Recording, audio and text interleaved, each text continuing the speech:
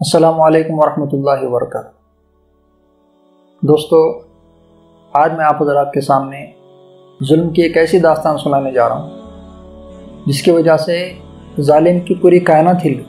اصل میں اس طرح کے واقعات اس وجہ سے سنائے جاتے ہیں تاکہ ہمارے معاشرے میں اس طرح کی گندگی ختم ہو جائے اور ہمارا معاشرہ پاک صاف ستھرا ہو جائے۔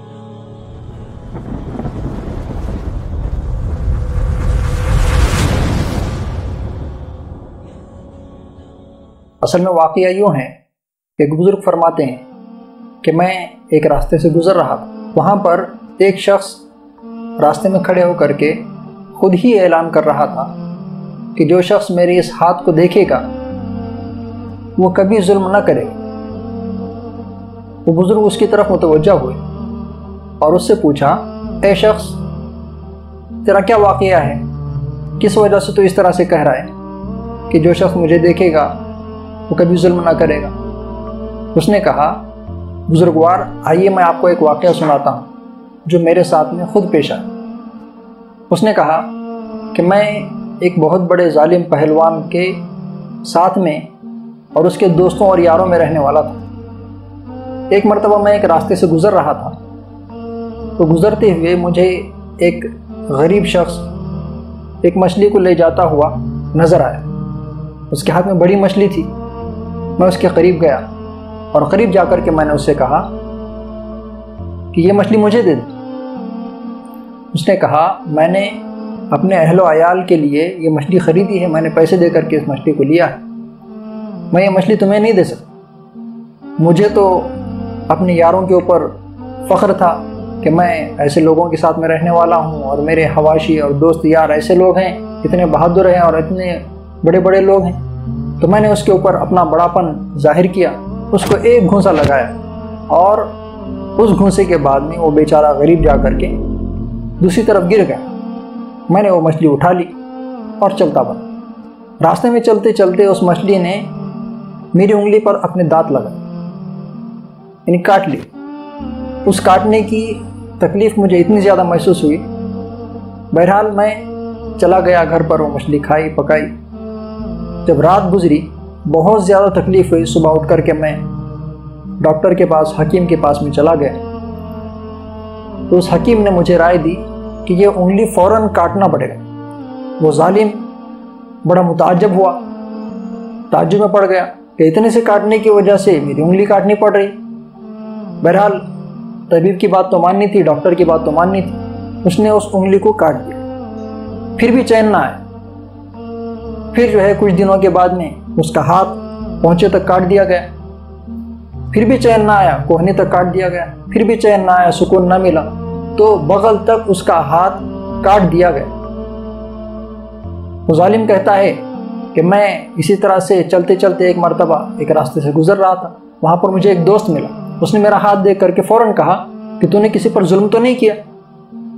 تو میں نے اس مچھلی والے کا سارا قصہ اس کو سنا دیا۔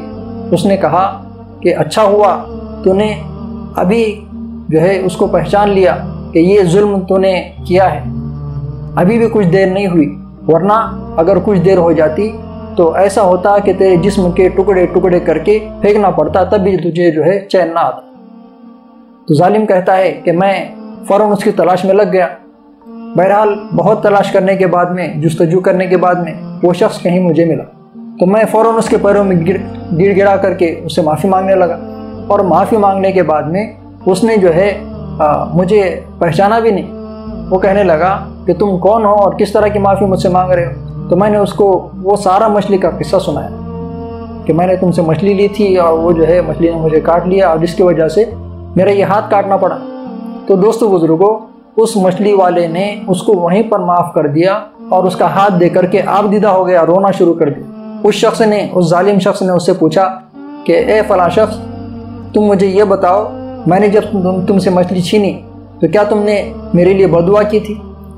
تو اس نے کہا کہ ہاں، میں نے اتنا کہا تھا کہ اے اللہ، جس طرح سے اس ظالم نے مجھ غریب پر ظلم کیا ہے، اسی طرح سے تو اس ظلم کا بدلہ لے لے۔ دوستو بزرگوں، یہ ظلم کا بدلہ اللہ تعالیٰ نے خود لیا ہے۔ یقیناً دوستو بزرگوں، ظلم ایسی ہی بری چیز ہے۔ اللہ کے نبی صلی اللہ علیہ وسلم نے اس ظلم کے بارے میں خود فرمایا ہے وَاتَّقِ دَعْوَةَ الْمَظْلُومِ فَإِنَّ لَيْسَ بَيْنَهُ وَبَيْنَ اللَّهِ الْحِجَابُ، کہ مظلوم کی بددعا سے بچو، کہ مظلوم کی بددعا کے بیچ میں اور اللہ کے بیچ میں کوئی رکاوٹ نہیں ہے، وہ جا کر کے سیدھا عرش سے ٹکراتی ہے، اور مظلوم کا بدلہ، مظلوم کی جو دعا ہے وہ فوراً قبول کر لی جاتی ہے۔ آج کے زمانے میں اس طرح کے واقعات تو پیش نہیں آتے، مچھلی چھینا، کسی پر ظلم کیا گیا۔ آج کے معاشرے میں، ہمارے معاشرے میں جو ظلم ہوتا ہے وہ جو ہے بہت چھوٹے چھوٹے واقعات ہیں، چھوٹے چھوٹے چیزیں ہمارے درمیان میں پیش آتی ہیں، ان کو ہمیں کور کرنا ہے، ان کو ہمیں صحیح کرنا ہے، ان کو ہمیں درست کرنا ہے۔ وہ چھوٹی چھوٹی چیزیں کیا ہیں؟ کوئی حاکم ہے تو اپنے ماتحتوں پر کوئی ظلم نہ ہونے دے، کوئی جو ہے تاجر ہے تو اپنے نیچے کے جو امپلائی ہیں، اپنے نیچے کے جو خادم ہیں، اپنے نیچے کے جو نوکر ہیں، ان پر کوئی ظلم نہ کرے۔ کوئی کاروبار کر رہا ہے تو کسی غریب پر کوئی ظلم نہ ہونے پائے، اس کی کوشش کرے۔ کوئی گھر کا بڑا ہے تو اپنے بچوں پر کوئی ظلم نہ ہونے پائے، اس کی کوشش کرے۔ اور کوئی مرد ہے تو اپنی بیوی پر کوئی ظلم نہ ہونے پائے، اس کی کوشش کرے۔ کوئی گھر ہے تو گھر میں بہوؤں پر کوئی ظلم نہ ہونے پائے، اس کی کوشش کرے۔ اللہ تعالی ہمارے اس معاشرے کو پاک بنائے، صاف ستھرا بنائے، اور ظلم سے ہمارے معاشرے کا بالکل صفایا کر دے۔ اللہ تعالی ہمارے معاشرے کو صاف ستھرا بنائے اور ظلم کا ہمارے معاشرے سے بالکل خاتمہ فرمائے۔